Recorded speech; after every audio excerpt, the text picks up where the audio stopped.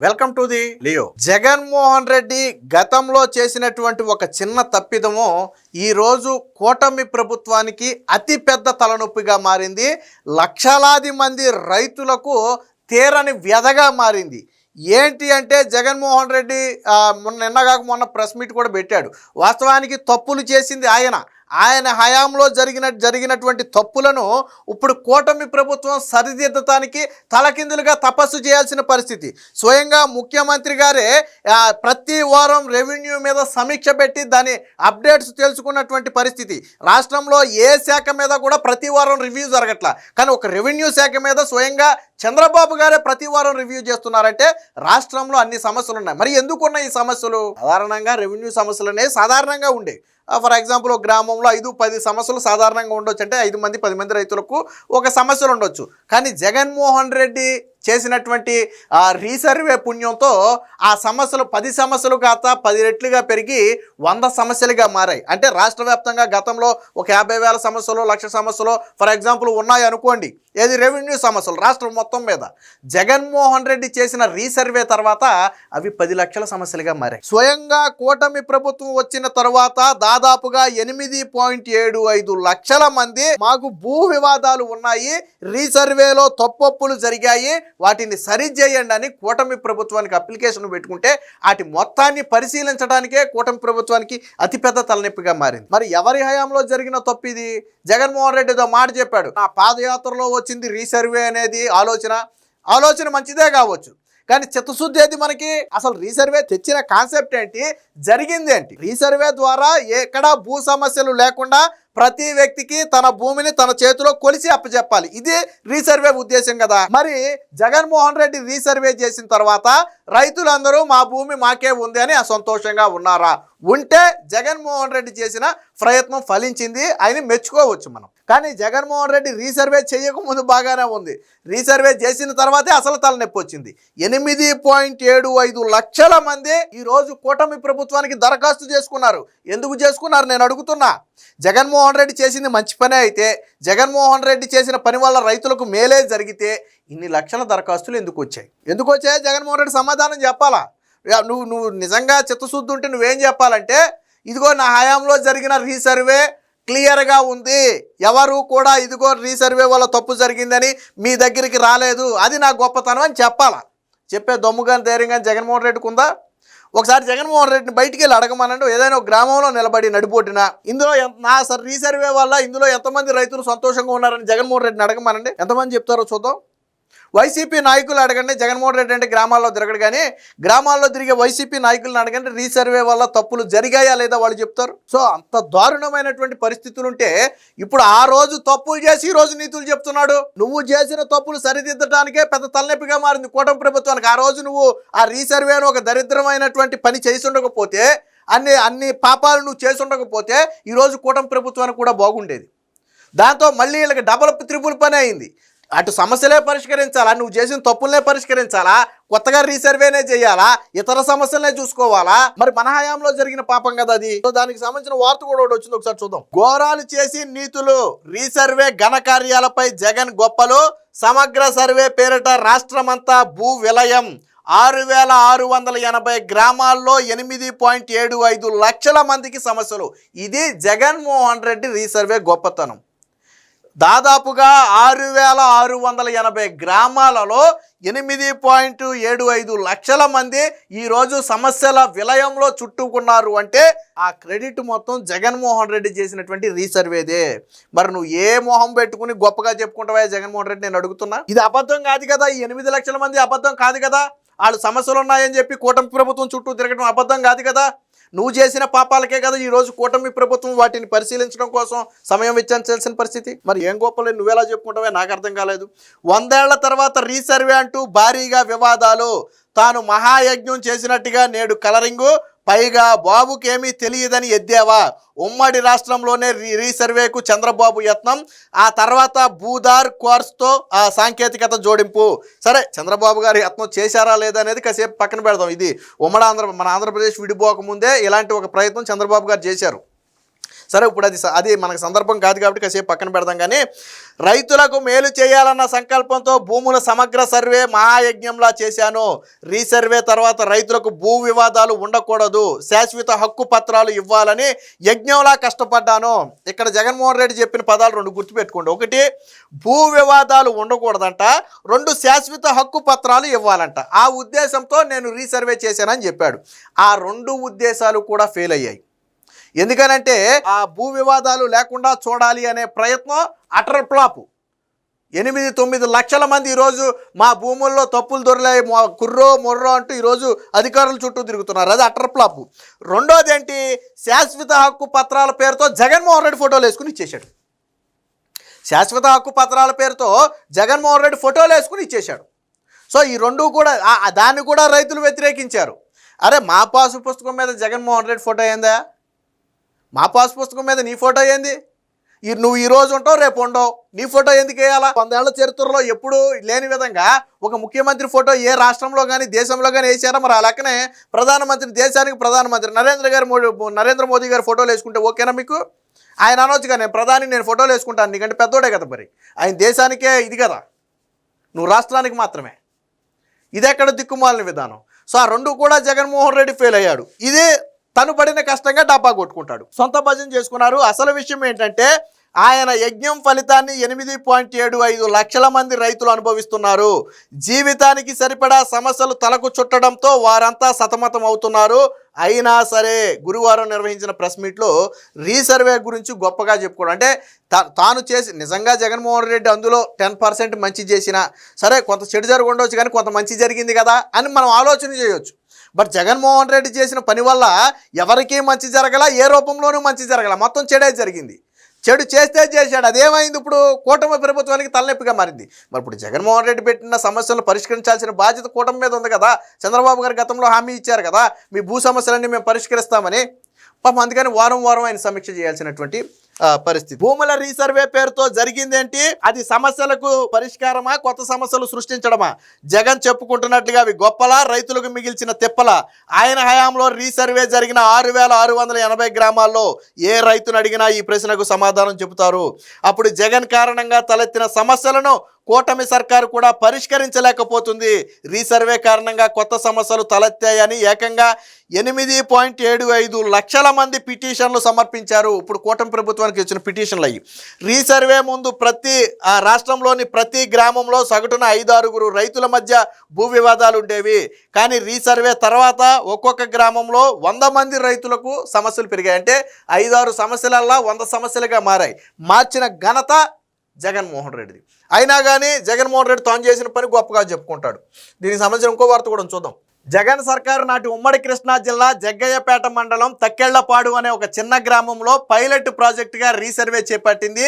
కేవలం 182 సర్వే నెంబర్లు ఉన్న గ్రామంలో దాదాపుగా 9 నెలలు పైలట్ ప్రాజెక్ట్ కింద రీసర్వే చేస్తే 118 సర్వే నెంబర్ల పరిధిలో భూమి విస్తీర్ణంలో భారీ తేడాలు వచ్చాయి.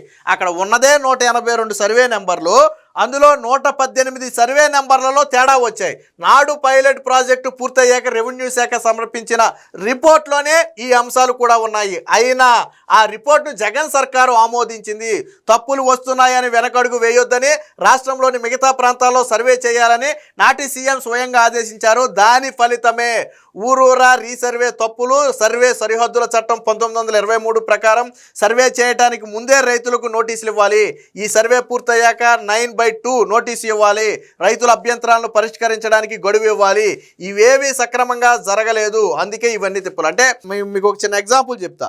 జగన్మోహన్ రెడ్డి పైలట్ ప్రాజెక్ట్ చేపట్టాడు ఒక చిన్న గ్రామంలో. అక్కడ మొత్తం ఉన్న సర్వే నెంబర్లు 182 సర్వే నెంబర్లు. సో ఆ 182 సర్వే నెంబర్లలో దాదాపు 9 నెలల పాటు పైలట్ ప్రాజెక్టుగా చేస్తే అందులో 118 సర్వే నెంబర్లలో భూ విస్తీర్ణంలో వ్యత్యాసాలు వచ్చాయని రైతులు అభ్యంతరం తెలిపారు. అప్పుడు ఏం చేయాలి? ఏ ప్రభుత్వం అయినా సాధారణంగా ఏ వ్యక్తి అయినా ఏం చేస్తాడు? ఒరే బాబు 182 సర్వే చేస్తే ఒక 5ో 10ో తప్పు వస్తే అది ఎక్కడో చోట జరిగిందిలే అనుకోవచ్చు, కానీ 182 చేస్తే దాదాపుగా 120 రావడం ఏందిరా బాబు, దాదాపు 60-70% మంది తప్పులు వచ్చినాయి అని చెప్పటం ఏంటి, ఇదేదో తేడాగా ఉంది. సో దీన్ని మళ్ళీ ఒకసారి ఎక్కడ మిస్టేకులు జరుగుతుందో మీరు పరిశీలించి అప్పుడు మనం రాష్ట్రం మొత్తం ఇంప్లిమెంట్ చేద్దాం, మరి దీన్ని సమీక్షించండి అని చెప్పాలా. సాధారణంగా ఎవరైనా చెప్పే పని అది. కానీ జగన్మోహన్ రెడ్డి ఏమన్నాడు తెలుసా, తప్పులు అతనే మీరు ఆగిపోవద్దు, మీరు సర్వే చేసేయండి, రాష్ట్రం మొత్తం చేసేయండి, సర్వే చేసేయాలి మనం అంతే అన్నాడు. అంతే. జగన్మోహన్ రెడ్డి చేసామంటే మాకేముంది, ఇప్పుడు తప్పులు వచ్చినాయని మనం చెప్పాం, వాళ్ళు సమర్పించిన రిపోర్ట్లోనే ఉంది 118 సర్వే నెంబర్లో వ్యత్యాసాలు ఉన్నాయని రైతులు చెప్పారని.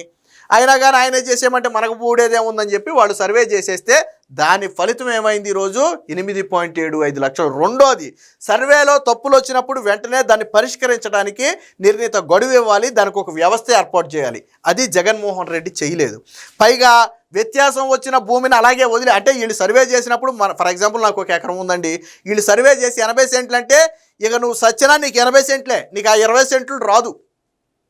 ఎక్కడైనా సెంటు 1/2 సెంట్లో ఏదన్నా వ్యత్యాసం వస్తే అది సరే, ఆ కొలత విధానంలో కావచ్చు, ఇంకోటి కావచ్చు, తేడా ఉంటుంది అనుకోవచ్చు. గతంలో ఏంటంటే చైన్లతో కొలిచేవాళ్ళం. సో ఇప్పుడు ఏంటంటే పకడ్బందీగా అంత టెక్నాలజీ వాడి కొలుస్తున్నారు. ఇప్పుడు అంతా అగ్రిగేట్కి వస్తుంది.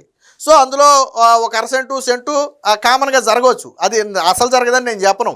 కానీ 100 సెంట్లు ఉండాల్సింది 80 సెంట్లే ఉంది, 20 సెంట్లు పోయిందంటే అది ఎలా సాధ్యమవుద్ది? పోనీ ఆ 20 సెంట్లు పోయిందని నేను దరఖాస్తు చేసుకుంటే నా సమస్యను పరిష్కరించరా? అలా పరిష్కరించకపోవడం వల్ల ఈరోజు 8 సాక్షులు వచ్చాయి. సర్వే ఆఫ్ ఇండియా ఎందుకు వైదొలిగింది? సర్వే పారదర్శకంగా చేశామని గురువారం ప్రెస్ మీట్లో జగన్ పదే ప్రస్తావించారు. అదే నిజమైతే రీసర్వే నుండి సర్వే ఆఫ్ ఇండియా ఎందుకు వైదొలిగింది? భూముల సర్వేలో పాల్గొనేందుకు ఆ సంస్థ తొలుత ఆసక్తి చూపింది. సేవలతో పాటు టెక్నాలజీ కూడా అందిస్తామని సర్కారుతో MOU కుదుర్చుకుంది. కానీ రీసర్వే చట్ట పరిధిలో సాగటం లేదని, అడ్డగోలు తప్పులు చేస్తూ వాటి ఆమోదించుతున్నారంటూ సర్వే ఆఫ్ ఇండియా ఈ ప్రాజెక్టు నుంచి వైదొలిగింది. జగన్ సొంత మనుషులు సిబ్బందిని తొందర పెట్టినట్టుగా, ఒత్తిడి చేసినట్టుగా సర్వే ఆఫ్ ఇండియాకు రీసర్వే టార్గెట్లు పెట్టడం వల్లే ఆ సంస్థ వైదొలిగిన మాట నిజం. అంతేకాదు, పైలట్ ప్రాజెక్టు జరిగిన ఆ తక్కెళ్లపాడులో వచ్చినటువంటి తప్పులే రాష్ట్రం అంతా వస్తున్నాయని, రీసర్వేలో లోపాలున్నాయని కలెక్టర్లు, సర్వే అధికారులు నివేదించిన నాటి ప్రభుత్వం పట్టించుకోలేదు. పైగా రీసర్వేలో తప్పులున్నాయంటూ ఎవరు నివేదించవద్దని, సర్వే తప్పులను ఎత్తిచూపవద్దని టెలికాన్ఫరెన్సు, వీడియో కాన్ఫరెన్సుల్లో నాటు సర్వే ఉన్నతాధికారులు బెదిరింపులకు దిగారంట. సర్వే ఆఫ్ ఇండియా అనేది మనందరికీ తెలుసు. అదేం చేసిందంటే, జగన్మోహన్ రెడ్డికి ఫస్ట్ మేము మీరు చేసే సర్వేలో మేము పాలు పంచుకుంటాము, మీకు మా సైడ్ నుంచి అన్ని సహాయ సహకారాలు అందిస్తాం, మా టెక్నాలజీ కూడా మీకు కొంత అందిస్తామని చెప్పి ఒక MOU కుదుర్చుకుంది. అక్కడి వరకు బాగానే ఉంది. బట్ జగన్మోహన్ రెడ్డి సర్వే ప్రారంభించిన తర్వాత దానికి అర్థమైంది ఇదంతా తప్పుల తడాకాగా ఉంది. అలాగని చెప్పి సర్వే ఆఫ్ ఇండియా ఇది తప్పు అని చెప్తే జగన్మోహన్ రెడ్డి ఇనే పరిస్థితిలో ఉన్నాడా? ఇనో పరిస్థితుల్లో లేడు. అప్పుడు ఏం జరిగింది? ఇలా జరిగే తప్పుల్లో మేము పాలు పంచుకోలేము, పైగా ఇప్పుడు జగన్మోహన్ రెడ్డి కింద అధికారులను తొందరపెట్టినట్టుగా సర్వే ఆఫ్ ఇండియా అధికారులను కూడా తొందరపెట్టి చెయ్యి అంటే వాళ్ళు తప్పులు వస్తే ఎందుకు చేస్తారు? వాళ్ళు జరుగుతున్న పని కరెక్ట్గా జరిగితే వాళ్ళు ముందుకెళ్ళిపోతారు. బట్ చేస్తున్న పనిలో తప్పులు వస్తే వాళ్ళు ఎందుకు ముందుకెళ్ళగలరు? అందుకనే నీకో నమస్కారం, నీ సర్వేకో నమస్కారం నాయన, మేము ఉండలేమని చెప్పి సర్వే ఆఫ్ ఇండియా వైదొలిగింది. ఇది మాత్రం జగన్మోహన్ రెడ్డి చెప్పడం. పైగా అధికారులు తప్పులేదు, కలెక్టర్లు, అధికారులు సార్ సర్వేలో తప్పులు చాలా ఎక్కువ వచ్చేస్తున్నాయి, ఫిర్యాదులు రోజు రోజుకి పెరిగిపోతున్నాయని చెప్తుంటే ఈ అధికారులు అనేవాళ్ళంట పై స్థాయి అధికారులు, అంటే CMO స్థాయి అధికారులు, మీరు సర్వేలు మాత్రమే చేయండి, ఆ తప్పుల గురించి మాతో చెప్పొద్దని చెప్పేవాళ్ళంట. ఎంత దారుణమైన పరిస్థితి! జగన్మోహన్ రెడ్డి చెప్పుంటాడు మీరు సర్వే చేయండి, తప్పుల సంగతి మీకెందుకని. అంటే అలాంటి పరిస్థితుల్లో జగన్మోహన్ రెడ్డి ఇది.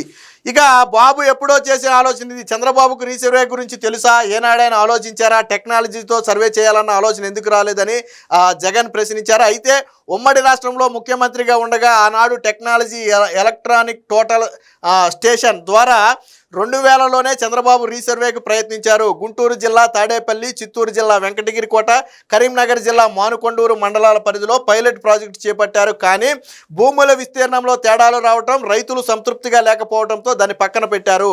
ఆ తర్వాత అంటే 2015లోనూ ఆ రీసర్వేకు చంద్రబాబు మరోసారి ప్రయత్నించారు. ఇందుకు తన కుప్పం నియోజకవర్గాన్ని ఎంచుకున్నారు. High resolution satellite image technology వినియోగించారు. భూముల విస్తీర్ణంలో తేడాలు భారీగా వస్తుండటంతో ఆ పనిని కూడా ఆపేశారు. చేశారు. మరోసారి 2016లో ఈటీఎస్ ఆధారంగా అనంతపురం, కర్నూలు, విశాఖలో రీసర్వే ప్రయత్నాలు చేశారు. ఇక్కడ భూముల విస్తీర్ణంలో తేడాలు, కొత్త వివాదాలు వస్తుండటంతో నిలిపివేశారు. కానీ జగన్ సర్కారు పైలట్ ప్రాజెక్టులో వచ్చిన తప్పులను రాష్ట్రమంతా చేసుకుంటూ పోయి గందరగోళం. అంటే చంద్రబాబు నాయుడు గారు 3 సార్లు 2000, 2015, 2016 3 సార్లు ఇలా భూముల రీసర్వే కోసం వివిధ టెక్నాలజీ ద్వారా ప్రయత్నించిన వ్యత్యాసం ఎక్కువ వస్తుంది, ప్రజలు అసంతృప్తి అనేది ఉంది. సో అలాంటి ప్రాజెక్ట్ను మనం ఎందుకు ముందుకు తీసుకెళ్లాలా, ప్రజలకు నచ్చిన ప్రాజెక్ట్ని అని ఆయన పక్కన పెట్టాడు. ఇక్కడ జగన్మోహన్ రెడ్డికి ప్రజలతో పనిలే, నేను పని చేయాలనుకున్నా చేసేయటమే అంతే. సర్వే రాళ్ళ మీద ముద్ర వేయాలంటే వేసేయడమే, పాసు పుస్తకం మీద ముద్ర వేయాలంటే వేసేయడమే, తప్పప్పులు వచ్చినా సర్వే చేసేయాలంటే చేసేయడమే. సో దాని ఫలితమే ఈరోజు ఇది జరిగింది. కార్స్తో 2018లోనే భూదార్ రీసర్వే చేపట్టిన ప్రతిసారి భూముల విస్తరణలో తేడాలు వస్తుండటంతో ఈ సమస్యకు శాశ్వత పరిష్కారం చూపాలని చంద్రబాబు భావించారు. అందుకు అంతర్జాతీయంగా పేరుగాంచిన అక్షాంశాలు, రేఖాంశాలతో కూడిన సాంకేతికత వినియోగించాలని నిర్ణయించారు. రైతుకు చెందిన ప్రతి భూమికి అక్షాంశ, రేఖాంశాలు నిర్దేశించడం ద్వారా ఎవరి భూమి ఎక్కడుందో చూపించి భూ వివాదాలకు చెక్ పెట్టాలని భావించారు. దీని ఫలితమే భూదార్ ప్రాజెక్టు 2018లో చంద్రబాబు ముఖ్యమంత్రి హోదాలో దీన్ని ప్రారంభించారు. టెక్నాలజీలో బాగా అనుభవం ఉన్న రిటైర్డ్ ఐఏఎస్ సత్యనారాయణ నేతృత్వంలో భూదార్ను ప్రారంభించారు. ఈ ప్రాజెక్టు కోసమే కార్స్ అంటే కంటిన్యూయస్ ఆపరేటింగ్ రిఫరెన్స్ సిస్టమ్ను వినియోగించాలని కూడా నిర్ణయించారు. ఎంపిక చేసిన ప్రాంతాల్లో కార్స్ బేస్ స్టేషన్లు ఏర్పాటు చేయాలని నిర్ణయించారు. ఈ మేరకు 2018 సెప్టెంబర్ 25న జీవో నెంబర్ 1348 కూడా జారీ చేశారు. ఇది దాతలేని చరిత్ర. 2019లో జగన్ సర్కారు వచ్చాక భూదార్ను పక్కన పెట్టి దానికి రీసర్వే అనే పేరు పెట్టారంటే అసలు ఒక రకంగా చెప్పాలంటే జగన్మోహన్ రెడ్డి దీన్ని కాపీ కొట్టాడు. కాకపోతే విధానాలు మార్చాడు కానీ జగన్మోహన్ రెడ్డి కాపీ కొట్టాడు. పైగా చంద్రబాబు నాయుడు నీకు తెలుసా, చంద్రబాబు నాయుడిని ప్రశ్నించడం, నువ్వు చేసిన ఏదో పని ఆల్రెడీ ఆయన నువ్వు చేసిందే ఏదో పని, చేసిందే తప్పులు, పైగా ఎదుటి వ్యక్తిని నీకు తెలుసా నువ్వు చేసేవని అడగటం. చంద్రబాబు గారు ఆల్రెడీ ప్రారంభించారు. నీలాగా ముందుకెళ్ళిపోవాలా, గుడ్డిగా తప్పప్పులు వస్తున్నాయి, రైతులు అసంతృప్తి ఉన్నారని ప్రాజెక్టులు పక్కన పెట్టారు. సో ఏది ఏమైనా మొత్తంగా జగన్మోహన్ రెడ్డి చేసినటువంటి గత రీసర్వే అనేది తప్పుల తడాక. ఇది ఏ రైతుని అడిగినా కానీ చెప్పే మాట. Please subscribe to Leo news for more videos.